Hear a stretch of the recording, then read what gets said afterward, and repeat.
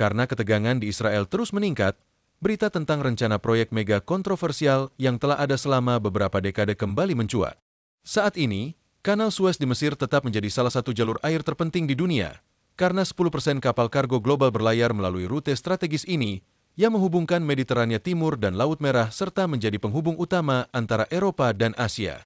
Munculnya kanal baru yang sejajar dengan Kanal Suez dapat membentuk kembali keseimbangan kekuatan di kawasan tersebut dan memiliki dampak yang mendalam pada perdagangan global. Dalam konteks inilah, rencana Israel untuk membangun kanal baru yang menyaingi Kanal Suez telah terungkap. Kebetulan, Gaza berada tepat di tengah jalur yang diusulkan untuk kanal tersebut. Kedua jalur utama di wilayah tersebut memainkan peran krusial. Mungkinkah ini menjadi alasan yang mendasari konflik yang sedang berlangsung? Bergabunglah dengan kami. Kami mengungkap detail mengejutkan dari proyek mega ini dan mengeksplorasi motif di balik pembangunannya. Jangan lupa klik tombol berlangganan dan sukai video ini, karena itu adalah cara terbaik untuk mendukung saluran ini. Sebelum kami mengungkap lebih lanjut tentang kanal yang diusulkan Israel, kita perlu mengalihkan fokus ke Kanal Tenggara Mesir. Terusan Suez adalah kanal buatan manusia yang menghubungkan Laut Mediterania dengan Laut Merah, menyediakan jalur pintas penting untuk pengiriman antara Eropa dan Asia. Pembangunan Terusan Suez merupakan proyek rekayasa besar yang memakan waktu lebih dari 10 tahun untuk diselesaikan dan melibatkan upaya puluhan ribu pekerja. Terusan Suez secara resmi dibuka pada November 1869 dengan kemeriahan dan perayaan besar.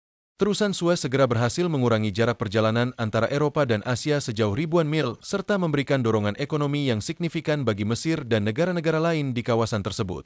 Saat ini, Terusan Suez tetap menjadi salah satu jalur air terpenting di dunia, menangani jutaan ton kargo setiap tahun dan memainkan peran vital dalam perdagangan serta transportasi global. Nilai ekonomi Terusan Suez saat ini mencapai 9,4 miliar dolar, sebuah angka yang sangat penting bagi Mesir. Pembangunan terusan baru yang sejajar dengan Terusan Suez berpotensi berdampak buruk pada ekonomi Mesir dan kesejahteraan rakyatnya. Asal-usul rencana pembangunan kanal oleh Israel sebenarnya dapat ditelusuri kembali ke pertengahan 1800-an. Pada tahun 1955, Inggris mempertimbangkan proposal pembangunan terusan yang menghubungkan Laut Merah melalui Laut Mati. William Allen, seorang perwira Angkatan Laut Inggris sekaligus penjelajah, mengusulkan alternatif terhadap Terusan Suez. Idenya adalah membangun terusan yang menghubungkan 3 badan air, Laut Merah, Laut Mati, dan Laut Mediterania, yang dianggap lebih murah dibandingkan Terusan Suez. Terusan yang diusulkan ini akan menghubungkan Laut Mediterania dengan Teluk Akaba, serta memberikan akses langsung ke Laut Merah dan Samudra Hindia. Pada tahun 1963, Amerika Serikat juga mempertimbangkan gagasan untuk membangun terusan lain yang sejajar dengan Terusan Suez. Rencana ini direkomendasikan sebagai tanggapan atas keputusan Presiden Mesir Gamal Abdel Nasser untuk menasionalisasi Terusan Suez. Pada tahun 1956, rencana pembangunan terusan Israel yang kontroversial mulai muncul, tetapi baru terungkap ke dunia pada tahun 1994. Terusan ini kemudian diberi nama Terusan Ben Gurion, diambil dari nama Perdana Menteri pertama Israel, David Ben Gurion. Pada 2 April 2021, Israel mengumumkan bahwa pekerjaan konstruksi Terusan Ben Gurion diharapkan akan dimulai pada Juni 2021. Terusan baru ini diproyeksikan menjadi ancaman finansial besar bagi Mesir dan jalur perdagangannya.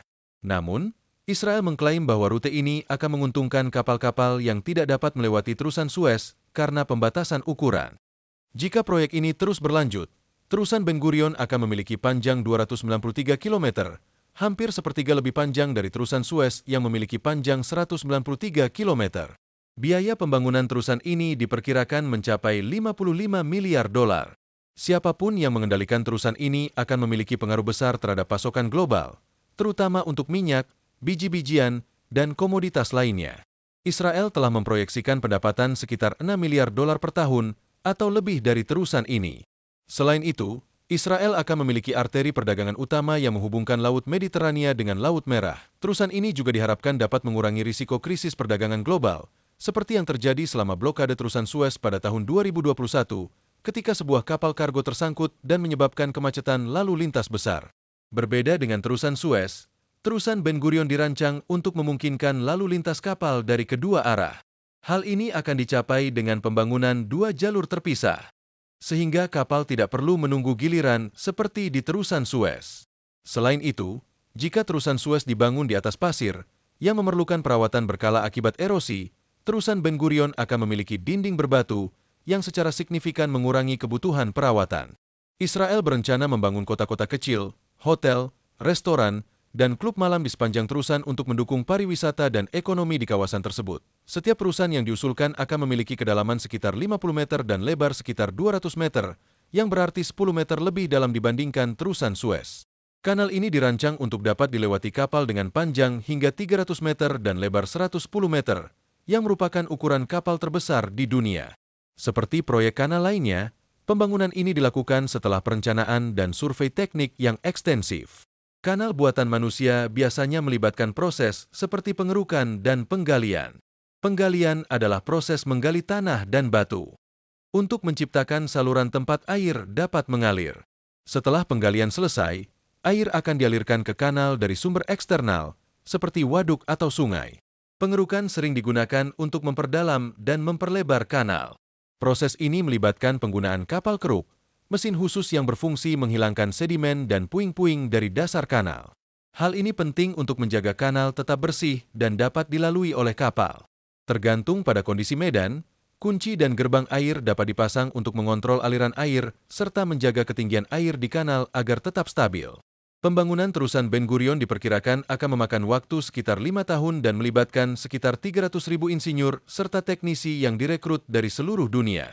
Rencana awal proyek ini mencakup penggunaan 520 ledakan nuklir untuk menggali lebih dari 160 mil, sekitar 257 km, melalui gurun Negev di Israel, sebagai alternatif metode penggalian tradisional. Setelah konstruksi selesai, Israel berencana menempatkan perangkat mata-mata di kedalaman kanal, serta memasang perangkat pemantauan untuk mengawasi aktivitas di sekitar jalur air tersebut. Di jantung kanal ini, Israel juga berencana membangun penghalang deteksi senjata terbesar yang mampu memindai dan memotret setiap kapal yang melintas menggunakan sinar laser. Namun, tantangan terbesar proyek ini adalah tidak adanya jalur air alami yang dapat dikeruk, seperti yang dimiliki terusan Suez. Selain itu, lanskap yang akan dilalui kanal ini tidaklah datar, seperti halnya jalur terusan Suez, sehingga membuat proyek ini jauh lebih kompleks. Meski begitu, sebagai negara yang unggul dalam sains dan teknik, Israel memiliki sumber daya dan kemampuan untuk melanjutkan proyek infrastruktur yang ambisius ini. Jika kanal ini berhasil dibangun, Israel akan memperoleh manfaat ekonomi yang sangat besar. Selain itu, kanal ini juga akan memberikan kebebasan bagi Israel dari potensi pemerasan yang timbul akibat ketergantungan pada akses terusan Suez. Negara-negara Arab telah lama memanfaatkan Laut Merah sebagai alat tekanan terhadap Israel. Sebagai tanggapan, Israel berupaya memperoleh lebih banyak kendali atas jalur perairan strategis ini. Salah satu manfaat militer utama dari proyek terusan Ben Gurion adalah memberikan keunggulan strategis bagi Israel. Dengan kanal ini, Israel dapat mengurangi ketergantungan pada intervensi militer AS karena akses maritimnya tidak lagi bergantung pada jalur yang dikendalikan oleh negara lain. Dengan lokasinya yang sangat strategis, Gaza berpotensi menjadi epicentrum proyek terusan Ben Gurion. Oleh karena itu, stabilitas di Gaza menjadi faktor krusial bagi keberhasilan kanal ini dalam mencapai potensi maksimalnya. Ada kalkulasi ekonomi dan strategis yang lebih dalam yang sedang dimainkan dalam proyek ini yang perlu diperhatikan oleh komunitas global. Sebagian besar desain terusan Ben Gurion yang telah dikonseptualisasikan menunjukkan adanya jalan memutar ke utara untuk menghindari Gaza sebagai bagian dari strategi perencanaan jalur kanal. Namun, jika Israel berhasil mengambil kendali atas Gaza, mereka dapat membangun rute yang lebih langsung tanpa perlu jalan memutar yang berliku-liku. Hal ini akan secara drastis mengurangi durasi transit dan berpotensi menghasilkan penghematan finansial yang sangat besar, mencapai miliaran dolar. Lebih dari itu, kanal yang dibangun lebih dekat atau sejajar dengan perbatasan Mesir akan memberikan keuntungan militer strategis bagi Israel. Kanal ini tidak hanya memperkuat pertahanan Israel, tetapi juga berfungsi sebagai penyangga terhadap potensi ancaman dari selatan. Meskipun demikian, para ahli memperingatkan bahwa pembangunan terusan Ben Gurion dapat mengguncang keseimbangan energi global. Proyek ini berpotensi mengganggu inisiatif Sabuk dan Jalan, BRI, Cina, serta berdampak pada jalur perdagangan Mediterania dan Selat Hormuz, yang merupakan titik transfer 30% pasokan energi dunia. Konflik kepentingan ini berpotensi meningkatkan ketegangan geopolitik dan bahkan dapat memicu perang global. Apakah proyek mega ini benar-benar diperlukan untuk kawasan tersebut? Ataukah ini hanya upaya lain untuk memperoleh keuntungan ekonomi dan strategis? Kami ingin mendengar pendapat Anda tentang terusan Ben Gurion yang diusulkan ini. Apakah menurut Anda proyek ini akan membawa manfaat bagi perdagangan global? Atau justru meningkatkan ketegangan geopolitik?